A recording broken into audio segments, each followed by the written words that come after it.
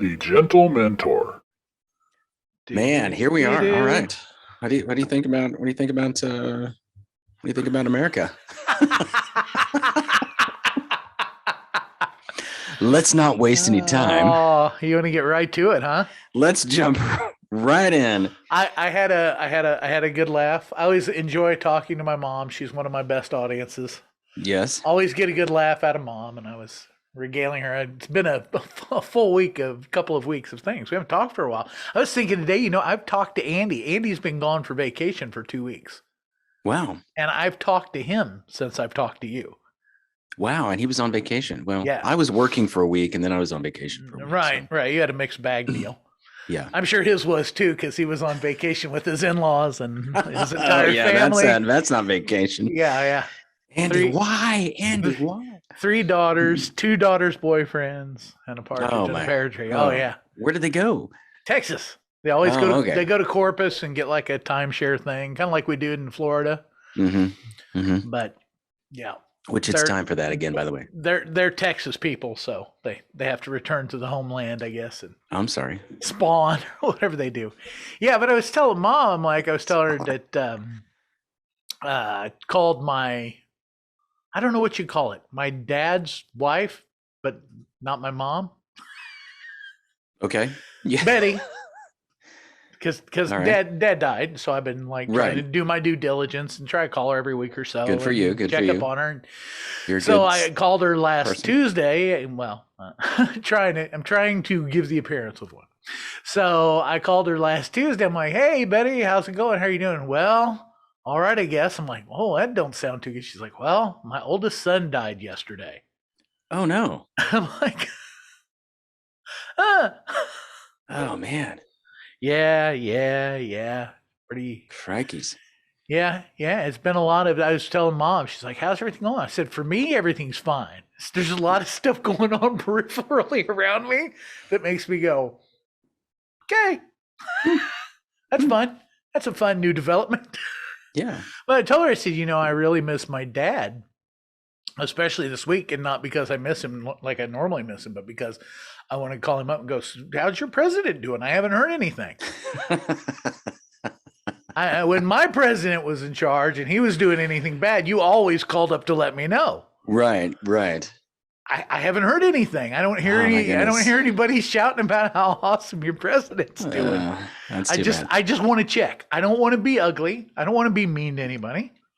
I'm a novice in these political times and stuff like that. But I want to check with the people who voted for this guy. It was important for them that he won. I want to know how do you feel he's doing? What are your thoughts? Right. And what do we need improved on? What can we do next time to help this? How things go? Yeah, you want to check in on people. So I don't want to be the kind of person that would take someone else's political view and disagree with that and then think that somehow made me a better person or someone who should sit in judgment on them and explain to them why their political views are wrong. I just like to know how they feel things are going. Right. Their own assessment. Right. Before I cast my lot. We don't hear a lot of. At least I don't. It's so quiet. Maybe I'm just so sheltered, the social medias have me, pinned to this particular type of person who likes and views particular styles of posts. Maybe I'm just not seeing it. I don't know, but I don't know what it is. I know I try to mix it up with a little bit of liberal news as well, just to kind of get some balance. They're not saying anything either. They're not saying anything either. That's what's getting me all verklempt because I'm like, for the 4 years that Trump was in, they couldn't stop talking about how awful he was. My assumption was that once their guy got in, they would be just as loud and verbose about how awesome everything is. And they're not that. I'm just not hearing anything. And I'd like to know how things are going. Right. I don't want to jump in and throw in my 2 cents. Because for 4 years. I saw something on the news, so I need to go yell at you because you chose someone for president I don't like. I just like to know how they feel it's going. Right. Because for 4 years previously, we knew how everything was going. It was going terrible. So that was not a question in our minds. We're like, oh, yeah, obviously. If only those same people could come back and share insight with us now. Yes. Oh, man, that is great. That is. I feel so. And I had some really challenging conversations today with a few people at work. And we're just kind of, dude, knowing your current situation and stuff, it's hard for me to believe that every conversation isn't a difficult one. One of the, of course, we've got both sides kind of lingering in there, which is fine. But one of the ladies came to me and she showed me this post on her phone. She goes, "Have you seen this?" I was like, "No, what is it?" And it said, "You may have seen it." It said, "Do you remember what it felt like when you saw the second plane hit the tower? That's the way we should feel right now." And I was like, okay, yeah, okay, I get that. Yeah, I'm feeling it. So yeah, I have gone to the point now where I'm saying, not my government. I refuse to use the term my government. I insist on trying to use the term the government of the United States. So all that in honor of my friend Charlie. Charlie had a little post yesterday. I sent him a response through private message, DM, direct message. That's DM, PM, right. Private message. And he was pretty bummed out about what's going on. I think most people who are aware, and that's why I like to be unaware of what's going on, so I don't have to be bummed out about it. But yeah, a lot of people who are aware of what's going on are really bummed out about it. He said that he felt like and he was talking, of course, about his own government. He wasn't talking about ours, which is totes cool. And he's like, "Oh, they should be ashamed." And I'm like, I don't think you're thinking about this the right way. You're looking at this thinking this is a bad thing because you're looking at it through the eyes of a human being with compassion and morality. Right. If you just adjust your perspective a little bit and think of this as a profit opportunity. Like, imagine that you were a sales representative for a major military hardware manufacturer. This is great news. Now, imagine that you're a politician, because that's basically what they are, is paid advertisers for military munitions people looking for that big contract. Because ever since, probably World War II is where we learned, got our first interface with the idea that when your economy is in the toilet, a war can bring it out of that, can help spruce things up. Right. Well, that's kind of been the thing. We got that information, and let's get that going ever since. Vietnam, we had this going. It's been a little trouble. There haven't been a lot of hot conflicty war bombing kind of stuff going on. Right. It's been pretty chill. Mild. Yep. And then now we're going to bring everybody home all at once without a plan. Surprise. Oh, let's leave all the weapons there for the guys to come in and take. Oh no, now we've got to go fight them. Doggone it. And they've got weapons as good as ours. We're going to need more. We'll need more and better ones. You don't have to be a genius to figure this stuff out. It's not, shame doesn't enter into this. But is the agenda to decrease the military, our military? I mean, that seems to be more of the agenda of this party. Yes. So, but yes, we're going to go, oh, we need more weapons, and we need bigger weapons and more powerful weapons, but we need less people to operate them. Right. Is that what we're more artificial intelligence types weapons? It's mainly just to keep manufacturing stuff that we don't need, so that we can keep making money that we don't need, for people that we don't need to do things that we don't need. I think China's in it pretty deep. They bought us out pretty behind the bleachers there. They're controlling most of what used to be, sorry, what did you say? The United States government. I love that. The government of the United States. The government of the United States. And it looks like it's wholesale destruction from inside. That's the plan. We've decimated our military. We've decimated morale. We've decimated people's belief in our military. China is stacking ships up out in Taiwan and sending us warnings about how we should break off our relationships with them. What do you think's coming next? Where do you think this goes next? I don't know. I don't know. Let's think about this. It's going to be challenging. Here's what's on my radar. Rosh Hashanah. Oh, yeah, that's coming up here soon, isn't it? Dang. Yeah, it is. Wow. All in a peculiar area date-wise. It's just, I was sitting there the other day and I'm thinking, I'm getting ready, I'm stocking up stuff and making videos, of course, to stocking up stuff. Keep talking. I'm going to close these blinds over here. Keep talking. They're casting an awful glare off of your whiskey barrels are glaring horribly. That's craziness right there. So I'm not really. So you're stocking. You said you're stocking up video. Which Which reminds me, so I got home this afternoon. Deborah was like, come out on the porch and sit out here for a minute because it was kind of nice this afternoon. So I'm sitting out there and I'm looking off into the whatever that is. I would go as far as call it a garden. It's got a lot more growth in there than I would probably qualify as a garden. But anyway, I'm looking out there and I'm going, we do a little political conversation talking about some of the things that have happened and a few of the videos where you see, some of the Afghan people falling off of planes and things to their death. And I'm just like, man, that is just the humanitarian destruction, the humanitarian, whatever you want to call it, devastation in my mind is bad enough. I mean, let's not even go any further than that and think about the loss of human lives. But anyway, we're talking about that. I'm thinking, so in my mind, I'm thinking, okay, I know where my faith is. I know what I believe. I'm not concerned for, I don't want to be flippant and say I'm not concerned for my well-being, but as a citizen of the United States, I'm like, okay, what can I do to prepare myself for whatever? And I don't want to go whole, apologize for using his name, I don't want to go whole Jim Baker on stocking up food and supplies, right, and getting the nuclear shelter all together. I'm not the doomsdayer type of person, but I'm like, okay, cash is probably not going to be the commodity if things hit the fan, so to speak. Nope. I mean, you think about water, some type of power supply so that we could power lights and things like that. Just basic little things like that are going to be, the commerce of life if things really get to a place where we're like, what do we do? Absolutely. So anyway, I'm just thinking I was just thinking, well, what should I be doing? Can I be stacking, should I be stacking bottles of water? Just, I don't know. Should I be putting sunflower seeds in a barrel somewhere? Years ago, well, I say years ago, this is before the Trump election. Mm-hmm. I told my wife, I said, this is scary.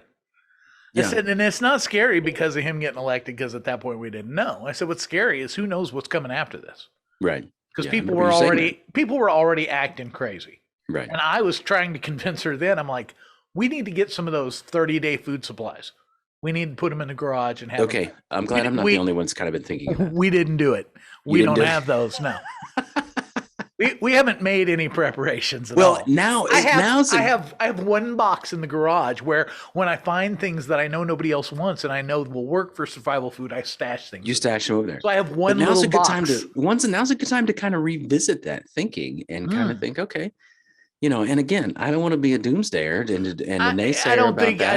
I think it's completely, totally normal, good sense preparation to have 30-day supply of anything you need to live. I would think so. Batteries. You could have a tornado. You could have a blizzard. Sure. Any other thing that I don't think you need to have a 6-year supply and a fallout shelter. Frankly, I don't want one. If it's going to be that hairy, I don't want to be around. I don't either. I'm taking everything off. I'm putting on a good t-shirt, a jock strap, grabbing my gun. I'm in the street. I'm rather be home with Jesus anyway. Yeah. Jock strap. I want to go in the first wave. When that big blast comes, I want to be front row. Smoke me. Right. I don't want to be here and watch what's going to happen to people. Yeah. I don't want to see what people are reduced to. Right. I ain't got the stomach for it. Yeah. And I don't know, as a father, you also have to think about, okay, well, where, am I placing the same, judgment and peril upon their lives as well? What do we, I don't know. It's one of those things. It's like, I don't even know how to talk to my kids about what's going on. Right. Because I want them to understand the gravity of the situation, but I don't want them to be freaked out. Right. I mean, you and I grew up in the Cold War 80s, and it was just the constant, any minute it could be in the nuclear, it was just constant. Right. That don't do nobody no good. It's like, obsessing about your own death is basically what it is on a global scale. There's no reason to do that. There's no reason to make yourself miserable before it's time to be miserable. But things are getting dodgy. I mean, here, can anybody name the last time that a sitting president received a letter from the last president suggesting that he should resign. I mean, yeah, I know it's Don, and Don's he does like stuff because that's who he is and that's what he does. But yeah. I'm like, nobody reacted to that the way anybody would normally react to Don saying something crazy. Right. And it's like, well, you remember the old Patrick Swayze movie, the original Red Dawn. Ah, right? Yes. So you remember how the Soviets parachuted into the Continental Divide, right? I think, which today is very prophetic. I mean, imagine our own soil being, trampled on, being parachuted on like that, for example. I'm not saying they could do it, but think about the divide of people that are already here. That if someone came in and took a side, we'd be back into a civil war again, almost amongst ourselves, just based on a third party arriving on the shore. Well, prepare yourself. That's what I'm talking about. This I'm telling you this, but we've had this conversation. I've told you for years, and I think you keep watching the news. It's what they're moving towards. Yeah. It's going to be the UFO. Yeah. It's going to be the UFO and the sudden disappearance of the third of the population. And thank God that happened, because now we can, which could take place on Rosh Hashanah.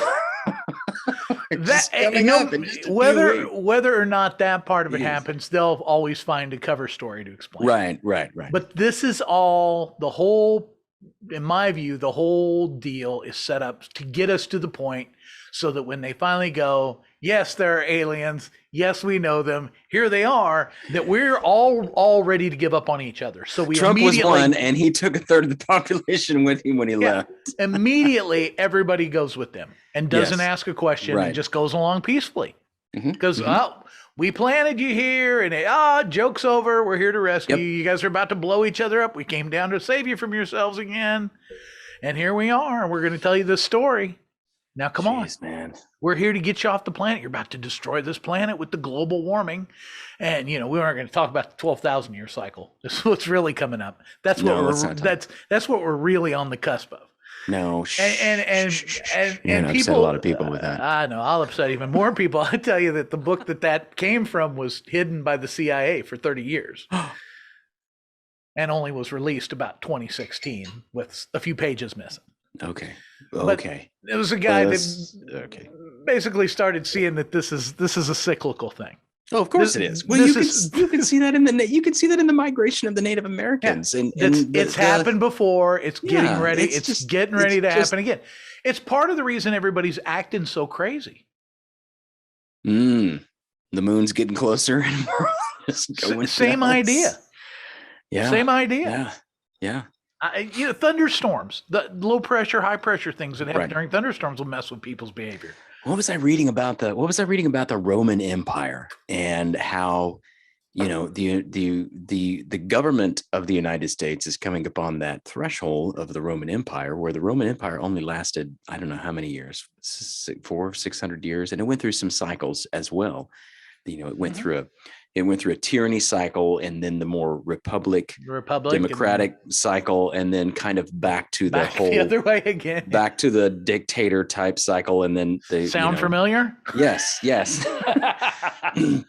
And so, and Eddie Izzard said that about, all you've got left are vomitoriums. And then, whoa, here we go. We've already got the salute down.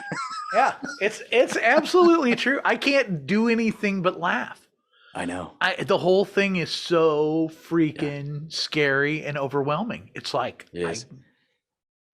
what do I have to offer? What I always have to offer, I can make a joke about that. Right. But I think what we can offer, and I think what we try to offer, especially you and I together, is we can laugh about it. And I mean, literally, we talked about this too. What can two guys do?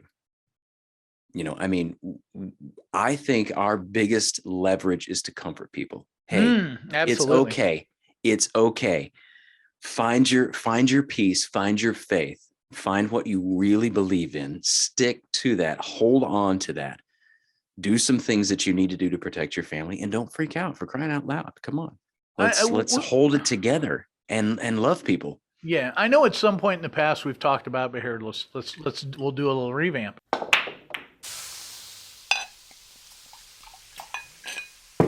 The Gentlementor.